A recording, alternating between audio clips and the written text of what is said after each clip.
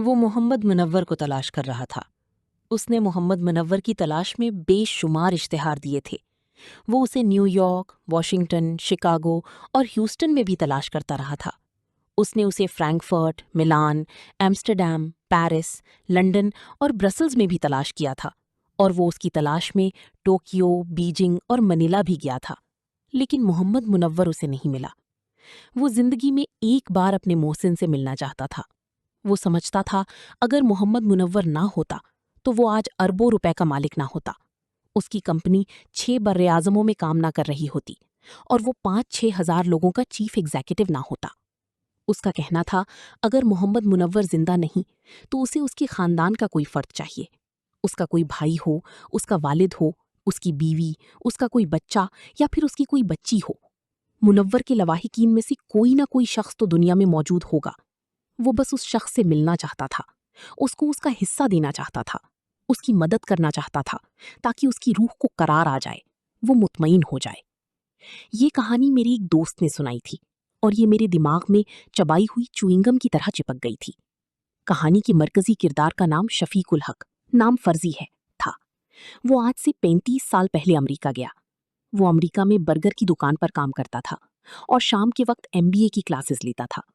उसकी जिंदगी घड़ी की सुइयों की तरह चल रही थी, क्लॉकवाइज, टिक टिक टिक। सुबह एक मखसूस वक्त पर जागना, आंखें मलती मलती कपड़े तब्दील करना, कॉफी का मग उठाना और जीरी जमीन ट्रेन में सवार हो जाना। रास्ते में मशीन के जरिए शेव करना, बर्गर शॉप पर पहुंच जाना। शाम तक सयाहों से टिप वसूल करते रहना, किचन साफ करना, कचरे की डब्बी से कागजी पैकिंग, प्लेटें और ट्रे निकालना। और जिस दिन स्वीपर की छुट्टी होती उस दिन बाथरूम भी साफ करना, 5 बजे 2 बर्गर उठाकर कॉलेज पहुंच जाना, लेक्चर सुनना, नोट्स लेना, लाइब्रेरी से किताबें उठाना, असाइनमेंट की प्लानिंग करना और रात 10 बजे कमरे की तरफ चल पड़ना। वो अपने दोस्त के साथ कमरा शेयर करता था। उसका दोस्त रात की ड्यूटी करता था और सुबह कमरे में पहुंचता था, जबकि ये रात के वक्त आता था। चुनांचा एक बिस्तर से दोनों का गुजारा हो जाता था।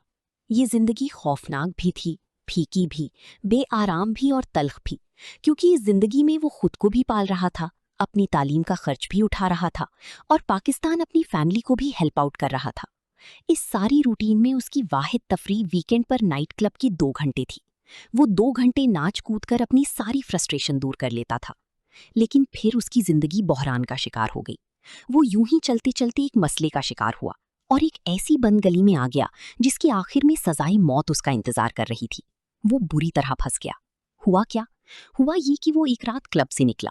क्लब के बाहर 2 ग्रुपों में लड़ाई हो गई और एक बेचारी लड़की इस लड़ाई के दरमियान फंस गई। उसने लड़की को बचाने की कोशिश की, इस दौरान गोली चल गई। लड़की को गोली लगी और लड़की ने उसके हाथों में दम तोड़ दिया। वो घबरा गया। उसने लड़की की नाश फुटपाथ पर रखी और वहां से भाग गया। पुलिस आई। पुलिस ने तफ्तीश शुरू की तो 1 हफ्ते में उसकी फ्लैट तक पहुंच गई। वो गिरफ्तार हो गया। ये कत्ल बादशाह उसके जिम्मे लग गया। वो बेगुनाह था, लेकिन सारे शहर में कोई शख्स उस पर यकीन करने के लिए तैयार नहीं था। तमाम शवाहिद भी उसके खिलाफ जा रहे थे। इसी दौरान उसके कागजात भी गलत निकल आए। उसने तालीम मुकम्मल करने के लिए कॉलेज में जाली दस्तावेजात जमा करा रखी थीं। चुनाची वो बुरी तरह फंस गया।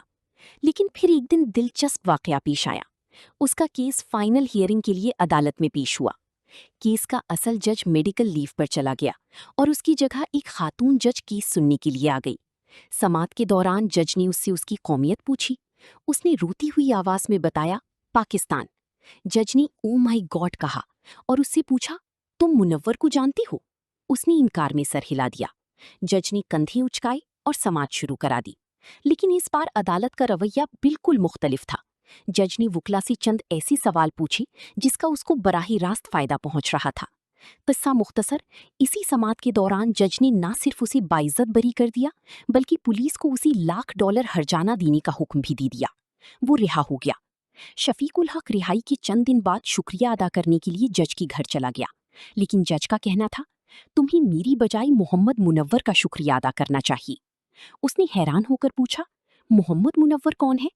जज ने मुस्कुराकर जवाब दिया, मोहम्मद मुनव्वर पाकिस्तानी था, न्यूयॉर्क शहर में टैक्सी चलाता था और मैंने इस फैसले के जरिए मोहम्मद मुनव्वर का कर्ज अदा करने की कोशिश की है। जज ने बताया, उसकी वालिद मैक्सिको की रहने वाली थी, वो कैंसर की मरीज थी। उसने वालिद के इलाज के लिए अपना फ्लैट बेचा, $70,000 लिए। वो ये रकम एक बैंक से दूसरे बैंक ले जा रही थी, लेकिन सफर के दौरान रकम का थैला टैक्सी में भूल गई। टैक्सी ने उसे उतारा और आगे निकल गई। वो बेबस होकर रह गई, क्योंकि उसका वालिद मौत के बिस्तर पर पड़ा था। वो वाहिद असासा बीत चुकी थी और रकम गुम हो गई थी। उसने टैक्सी ड्राइवर को तलाश करने की कोशिश की, लेकिन वो ना मिला। वो मायूस हो गई। लेकिन एक शाम उसके दरवाजे की घंटी बजी। उसने दरवाजा खोला तो टैक्सी ड्राइवर दरवाजे पर खड़ा था। ड्राइवर ने बताया वो मुसलसल 5 दिन से उसे तलाश कर रहा है और वो बड़ी मुश्किल से उस तक पहुंचा है। ड्राइवर ने रकम का थैला उसे पकड़ा दिया, उसे सलाम किया और वापस मुड़ गया। जज ने उसे इनाम देने की कोशिश की, लेकिन उसने ये मेरा फर्ज था कहकर माजरत कर ली। जज ने जाते जाते उसका नाम पूछा। उसने बताया उसका नाम मोहम्मद मुनव्वर है और वो पाकिस्तानी है। इसके बाद नई कहानी शुरू हो जाती है। जज अपने वालिद को रकम भिजवाने के लिए बैंक गई तो उसके वालिद का इंतकाल हो गया।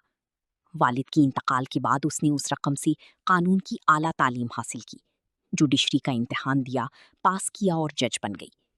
और आज वो पाकिस्तान के तमाम लोगों को मोहम्मद मुनव्वर समझती है और उसकी अदालत में जिस पाकिस्तानी का केस आता है वो मोहम्मद मुनव्वर का कर्ज उतारने की कोशिश करती है। जज ने बताया उसने मोहम्मद मुनव्वर को तलाश करने की बेतहाशा कोशिश की, लेकिन वो ना मिला। जज का कहना था मोहम्मद मुनव्वर को अब तुम तलाश करो और अपनी और मेरी तरफ से उसका शुक्रिया अदा करो। शफीकुल हक की जिंदगी तब्दील हो गई। उसने पुलिस से $1,00,000 वसूल किए, एक छोटी सी ट्रेडिंग कंपनी बनाई। ये कंपनी चल निकली और वो आहिस्ता आहिस्ता करोड़पति हो गया। उसकी कंपनी मल्टीनेशनल कंपनियों के लिए जापान, चीन और मनीला से खाम माल खरीदती है और बादज़ां तैयार मसनूआत मिडल ईस्ट और यूरोप भिजवाती है। वो इस सारे अरसे के दौरान मोहम्मद मुनव्वर को तलाश करता रहा। उसने न्यूयॉर्क, वॉशिंगटन, शिकागो और लॉस एंजलिस के हर टैक्सी ड्राइवर से मुनव्वर का पता पूछा, लेकिन वो उसे ना मिला। वो मोहम्मद मुनव्वर को तलाश करता रहा। पूछो क्यों? मेरे दोस्त ने कहानी के आखिर में मुझसे पूछा। मैंने घबराकर इनकार में सर हिला दिया। वो बोला, इसलिए कि शफीकुल हक ने अपने हर कारोबार में मोहम्मद मुनव्वर का 10% शेयर रखा हुआ था और वो जल्द से जल्द उसको उसका हक पहुंचाना चाहता था। चुनाचे वो उसे तलाश करता रहा। मेरे लिए ये एक हैरानकुन कहानी थी। यूं महसूस होता था जैसे मैं कोई फिल्म देख रहा हूं और फिल्म की सीन और सिचुएशन तेजी से बदल रही है। मैंने बेचैनी से पूछा, लेकिन क्या उसे फिर मोहम्मद मुनव्वर मिला? कहानी सुनाने वाले ने हामी सर हिलाया, एक लंबी सांस ली और दुखी आवाज में बोला, हाँ, लेकिन न्यूयॉर्क के एक अस्पताल में आखिरी सांसें लेता हुआ। मैं हैरत से उसकी तरफ देखने लगा।